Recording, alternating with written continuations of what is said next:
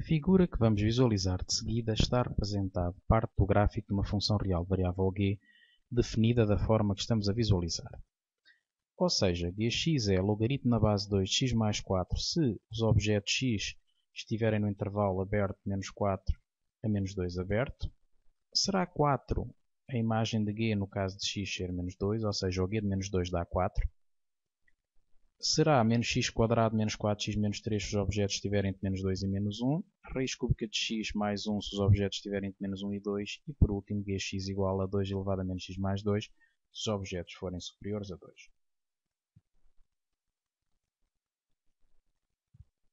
Estamos agora a visualizar o gráfico da função g. E na linha A é pedido para estudar g quanto à derivabilidade. Isto significa indicar os pontos onde a função é derivável. Em seguida, é pedido na linha B para calcular a derivada à esquerda no menos 1 e a derivada no ponto 0. A função g, onde será derivável? A função g é derivável, para começar, apenas em pontos do domínio. O domínio desta função g observa-se que é de menos 4 a mais infinito, pelo que, no máximo, ela será derivável nestes pontos. Pode, no entanto, haver pontos do domínio da função não é derivável, que é o caso dos pontos menos 2 e 2. Pelo facto da função não ser contínua nestes pontos, obrigatoriamente não é derivável. Nós sabemos que se a função for derivável, então é contínua num ponto. É um resultado teórico. Se ela não é contínua no ponto, então não será derivável. É consequência lógica deste resultado teórico. Portanto, nos pontos menos 2 e 2, a função não é derivável porque não é contínua. Observamos também que no ponto menos 1, no ponto da abscissa menos 1, o gráfico tem um ponto anguloso. Neste ponto também não existe derivada. Se formos calcular analiticamente as derivadas à esquerda e à direita de menos 1, observamos valores diferentes. Portanto, analiticamente confirma-se esta situação. Agora, vamos acrescentar aos pontos onde ela não é derivável o ponto da abscissa 0. O que é que se passa neste ponto? Neste ponto, o que se passa é que a reta tangente é vertical. Portanto, neste ponto da abscissa 0, a reta tangente vai ser a reta de equação x igual a 0 e acontece que uma reta vertical não tem declive, como a derivada de uma função num ponto é o declive da reta tangente ao gráfico da função neste ponto. Nesse ponto, como a reta tangente é vertical e não tem declive, podemos concluir que a derivada não existe no ponto da abscissa 0. Esta situação pode-se confirmar analiticamente e é o que vamos fazer na linha B. Quando calcularmos a linha de 0, vamos concluir que não é nenhum valor real. Conclusão. A função é derivável em menos 4 a mais infinito, com exceção dos pontos menos 2, menos 1, 0 e 2.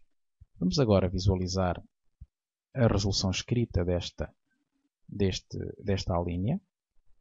Portanto, a função é derivável de menos 4 a mais infinito, com exceção de menos 2, menos 1, 0 e 2. Os motivos foram os que eu expus anteriormente. Portanto, no menos 2 e no 2 falha a continuidade. No ponto menos 1 é ponto anguloso, logo não é derivável nesse ponto. E no ponto 0, como a reta tangente é vertical, a função não é derivável. Note-se que este é um caso em que a função é contínua no ponto da abscissa 0 a função é contínua, não é ponto anguloso e ainda assim não tem derivada no ponto. Portanto, é mesmo unicamente pelo facto de ter reta tangente vertical.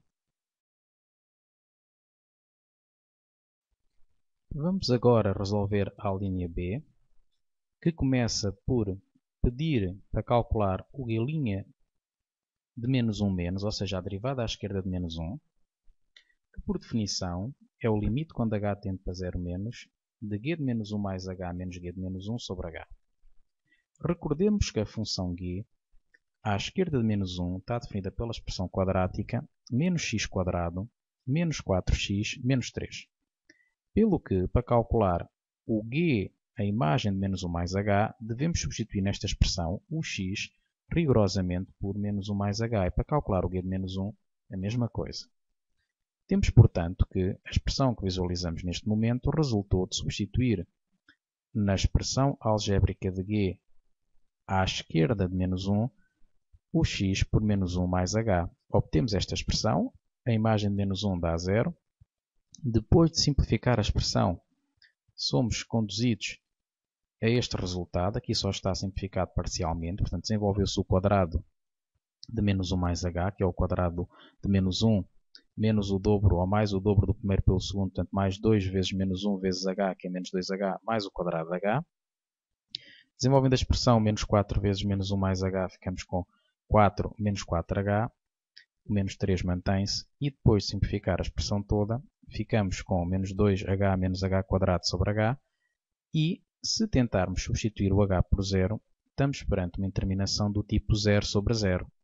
Pelo que, para a resolver, temos que previamente simplificar a expressão e fica, portanto, menos 2 menos h, portanto, depois de colocar o h em evidência no numerador, ou se quisermos dividindo o numerador e denominador por h, fica simplesmente menos 2 menos h, e agora sim, depois de substituir o h por 0, fica menos 2 menos 0, que é menos 2.